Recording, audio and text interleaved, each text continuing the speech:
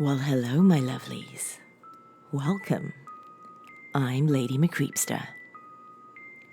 Before we begin today's tale, I have a very quick, exciting announcement to make. For a very limited time, all my silver, gold, and crystal skull patrons will be receiving an exclusive Lady MCreepsta magnet.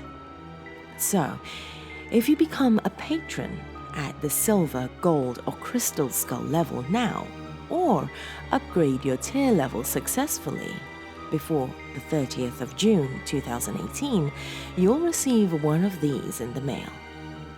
Now, I only have a very limited number made, so be sure to become one very soon.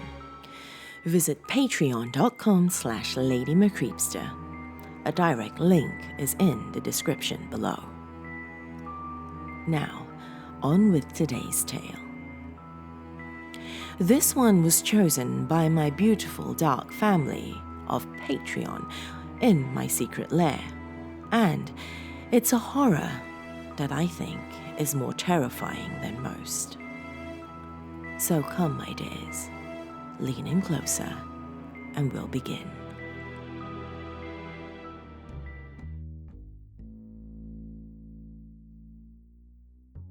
I was jolted out of sleep when my 5-year-old son, Kevin, jumped on top of me. I let out a little yelp, both from the shock of the impact and from being ripped out of a deep sleep. A little disoriented, it took me a few moments to figure out what was going on. Now, jumping up and down on the bed, Kevin yelled, "Fuzzy came again! Fuzzy came again!" I sighed, rubbed my eyes, and checked the clock. It wasn't even 6 o'clock in the morning yet. Kevin continued to jump ecstatically around the bed. By now, my husband was awake and very cranky.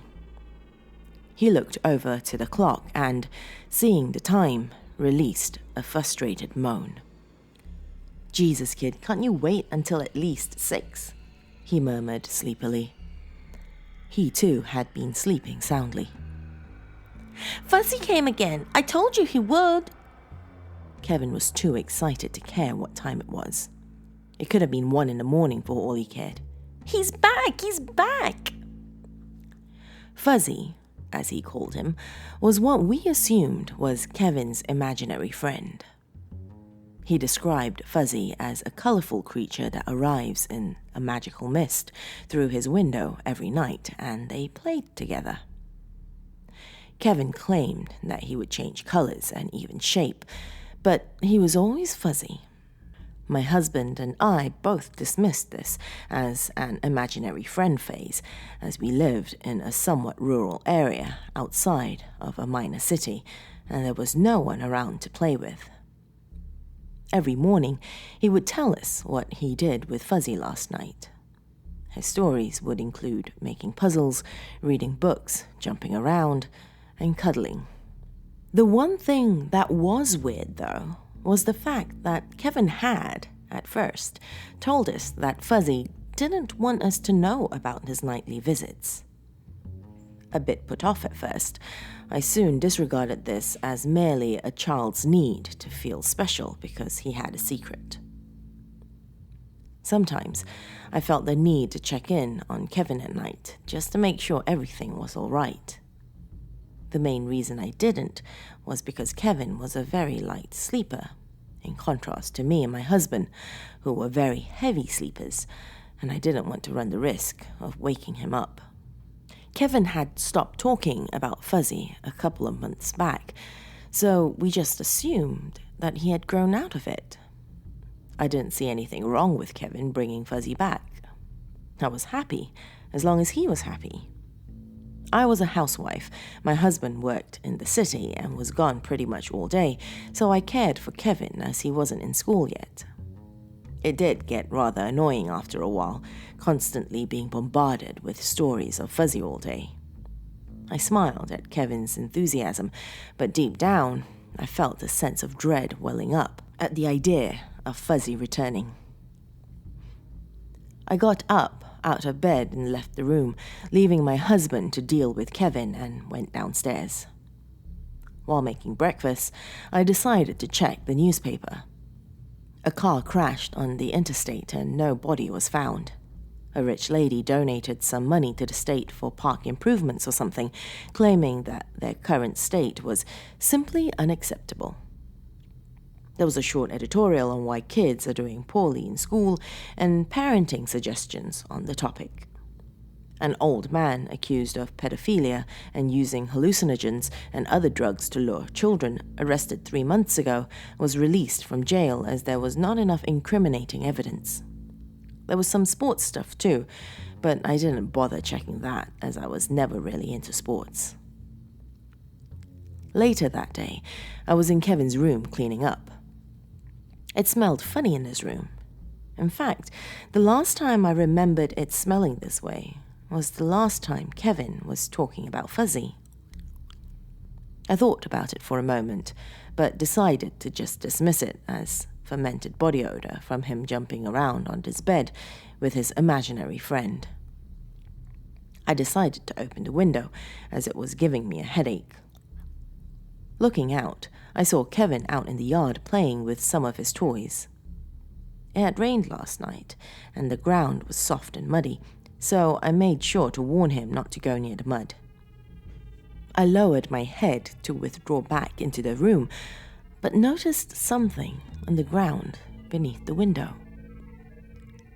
2 holes, about a foot or so apart. They weren't that big, so I wasn't too concerned. It just bugged me, as I couldn't think of anything that might have made them. I looked up to ask Kevin if he knew what they were. He might have made them. He had moved somewhere else, though, and I didn't feel like chasing him down to ask about something so menial. The next day, I was wiping down a window in the dining room, which led directly below Kevin's room. The 2 holes caught my eye again. However, this time, they were even bigger than before. At dinner, I decided to ask Kevin if he had been digging in the backyard. He said no, so I figured it must have been animals or something. That evening, something else occurred to me. I found Kevin in the living room. "Hey, Kevin," I asked, "why does Fuzzy only come at night? You seem bored lately, and you never play with him during daytime." He simply shrugged. "I don't know," he replied. "He just doesn't." This was when things started to feel a bit off. It had never occurred to me before that Kevin didn't play with Fuzzy during the daytime. It was probably just his way of keeping Fuzzy in a more realistic light. If he brought Fuzzy out to show him to us, he would see that we clearly didn't believe in the fluffy piece of air next to him. Yeah, that's it. That's why. Nothing much happened for the next week or so. My husband and I went to bed at 10 o'clock sharp, as usual. We let Kevin stay up later if he wanted to, so he could play with his imaginary friend. We didn't mind the noise he made. In fact, if we were asleep, we didn't hear it at all. Hell, a train couldn't wake us up once we hit deep sleep. Every night, Kevin would say something different about Fuzzy. One night, he apparently brought a cookie, which I strongly suspect he stole from the cookie jar. And another night, they flew through the clouds on Fuzzy's back. We were happy that our child's imagination was healthy, but that feeling that something was slightly off, never went away. The next week, I started putting Kevin to bed at the same time we went to bed, and later on, earlier than us. School was coming up soon, and I wanted him to be on a normal biorhythm so that he could wake up early. But, of course, this disrupted his Fuzzy schedule, and he would not go to bed without a fight. As days passed, it was becoming visibly obvious that he was not going to sleep when he was supposed to, and instead was probably getting up after we fell asleep. Dark circles under his eyes formed. He was whinier than ever and almost impossible to deal with, leaving me utterly exhausted every day.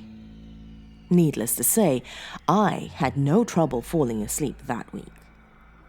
I was getting sick of my authority being undermined. I decided to stay up late one night in order to catch him in the act. I went to bed as normal, got up and moved to a chair, and after about a 30-minute period of sitting there, I began to doze off. I decided I would need some help in this stakeout. I crept downstairs to make a quick batch of coffee. The feeling that something was wrong never alleviated itself. It felt like my mother's instinct was going off, but I didn't know why.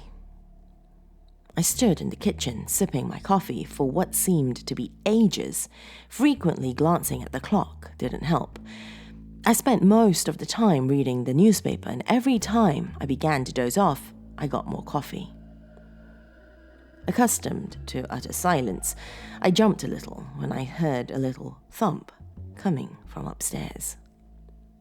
The clock read 12:30. I had no idea Kevin had the capacity to wait for more than 3 hours just for a stupid imaginary friend. I quietly set my stuff down on the kitchen table and tiptoed to the stairs.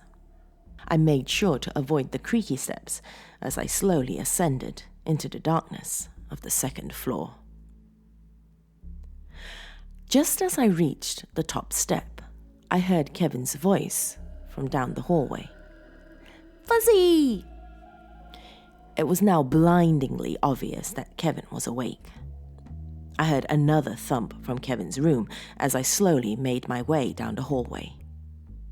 I thought about calling out his name and scolding him right then, but decided against it, as it would only serve to alert him to my presence and allow him to retreat under the covers and pretend he was asleep. The feeling that something was wrong grew from minor to almost unbearable. A soft, hissing noise came from his room, which was now within earshot. I reached the door. Gulping, I silently gripped the handle, turned it, and pushed inward. As I was opening the door, Kevin's bedroom window came into view. It was wide open, and in it, a ladder. I flung the door wide open and nearly fainted. There, in the middle of the room, was an incredibly hairy, naked old man wearing a gas mask. He was feeding hallucinogenic gas up Kevin's nose.